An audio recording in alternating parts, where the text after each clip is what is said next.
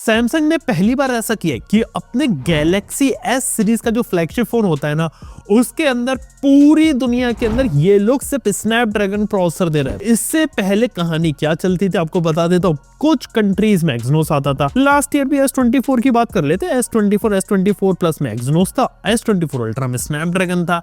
और बात करें तो इससे पहले भी एक जमाना आया था गैलेक्सी S7 के टाइम पे, जहां पे पूरी दुनिया के अंदर स्नैपड्रैगन को छुआ भी नहीं था, हर जगह सिर्फ एक्सिनोस का प्रोसेसर ही दिया था। लेकिन 2025 ने S25 के साथ स्नैपड्रैगन के पीछे जा रहे और एक्सिनोस का साथ पूरी तरीके से छोड़ दिया। लेकिन सवाल आता है, क्या वाकई में एक्सिनोस का साथ छोड़ा है कि एक्सिनोस वापस आ सकता है? सबसे पहले कुछ बातों के बारे में बात कर लेते हैं। एक बात तो यहाँ पे कंफर्म पता चलती है कि एक्सिनोस जो है वो सैमसंग के लिए एक इंपॉर्टेंट प्रायोरिटी है, था और रहेगा। लेकिन इस साल S25 सीरीज के साथ वो एक्सिनोस का रिस्क नहीं लेना चाहते थे, क्योंकि आपको पहले ये समझना पड़ेगा कि सैमसंग को एक्सिनोस क्यों पसंद है और क्यों उसे उन्हें हटाना पड़ा, उनकी मजबूरी बन गया। सैमसंग खुद एक्सिनोस को बनाता है, उसकी डिजाइनिंग भी करता है, फैब्रिकेट भी करता है और A to Z control Samsung के पास है। यानी कि क्या डिजाइन करेगा, क्या बनेगा, क्या एंड प्रोडक्ट आएगा, सारी चीजें सैमसंग के पास है। लेकिन पिछले कुछ सालों से सैमसंग की फाउंड्री उतनी अच्छी चिप्स डिलीवर नहीं करवा पा रही थी, जिसका इम्पैक्ट हमने देखा है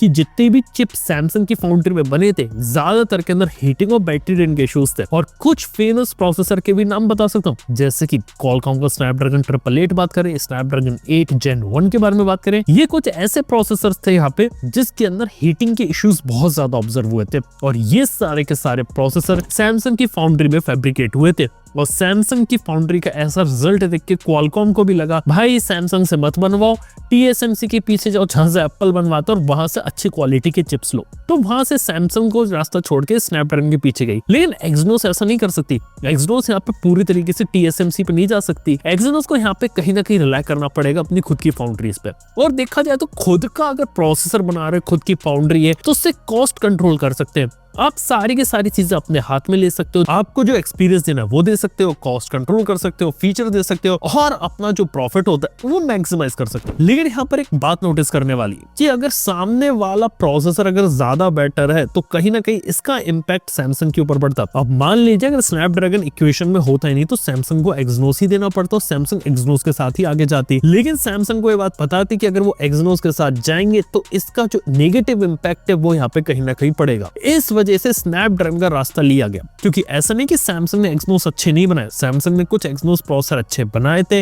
लेकिन उनकी फाउंड्री उस लेवल पर तैयार नहीं थी। इवन एक्सिनोस 2500 के बारे में बात की जा रही है कि सैमसंग के फ्लिप 7 में आपको देखने को मिल सकता है, जिसकी परफॉर्मेंस थोड़ी सी यहाँ पर कम होगी रेगुलर स्नैपड्रैगन के साथ। इसके साथ ही स्नैपड्रैगन और सैमसंग के बीच एक डील भी हो रखी है, जो कि हुई थी गैलेक्सी S23 के लॉन्च से पहले, जिसके अंदर सैमसंग ने ये बोला था कि आने वाले 3 जनरेशन तक सैमसंग एक्सक्लूसिवली अपने किसी न किसी फोन के अंदर स्नैपड्रैगन प्रोसेसर यूज करेगा और उसके साथ ब्रांडिंग यूज करेगा स्नैपड्रैगन फॉर गैलेक्सी। और S23 के अंदर ये लेकर है, S24 अल्ट्रा के अंदर आपको देखने को मिला, और S25 सीरीज के अंदर जो स्नैपड्रैगन फॉर गैलेक्सी वो हो गया है Snapdragon 8 elite mobile platform for Galaxy. यानी कि सिंपल सी बात है, एक स्लाइटली CPU का एक ओवरक्लॉक्ड वर्जन सैमसंग को प्रोवाइड किया जाएगा, और जो स्नैपड्रैगन 8 एलिट की जो सबसे बेस्ट चिप्स रहेंगी वो सैमसंग को यहाँ पे दी जाएंगी, जिसका यूज सैमसंग अपने फोन्स के अंदर कर सकता है। ये एक ब्रांडिंग की डील है, एक लॉन्ग टर्म डील है सैमसंग और क्वालकॉम के बीच में। दो देखा तो 3 साल की थी, आखिरी फोन यहाँ पे रिलीज हो गया, अगले साल देखते हैं यहाँ पर क्या रहता है। इसके साथ स्नैपड्रैगन जैसा जो प्रोसेसर है ये मार्केट में 8 एलिट बहुत ही अच्छा परफॉर्म भी कर रहा है, बहुत अच्छे फीचर्स के साथ आ रहा है। और स्नैपड्रैगन 8 एलिट फॉर गैलेक्सी में जो लगा हुआ है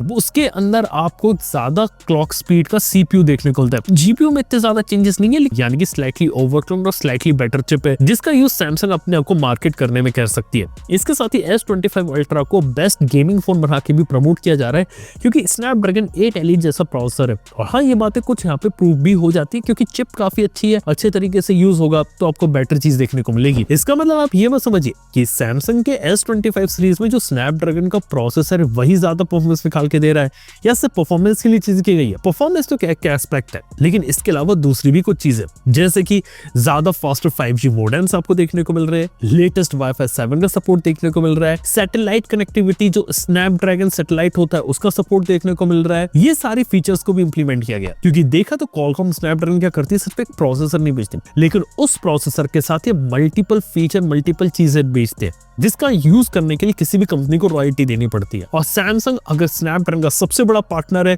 और वो एक स्पेशल चिप यूज कर रहा है, उसके लिए एक्स्ट्रा पैसा पे कर रहा है, तो स्नैपड्रैगन कई सारे फीचर सैमसंग को इनेबल करके देगा, जिसका यूज करके स्नैपड्रैगन के फीचर्स जो आप यूज करेंगे तो वहां पे आपको बेटर एक्सपीरियंस देखने को मिलेगा। चाहे हम इसकी फोटोग्राफी ISP कैपेबिलिटीज के अंदर बात करें, नेटवर्किंग के अंदर बात करें, 5G मोडेम के अंदर, वाईफाई 7 के अंदर बात करें, गेमिंग के अंदर बात करें, या फिर बात करें इसकी AI कैपेबिलिटीज के अंदर, हर जगह इसका यहाँ पे बेटर यूज देखने को मिलेगा।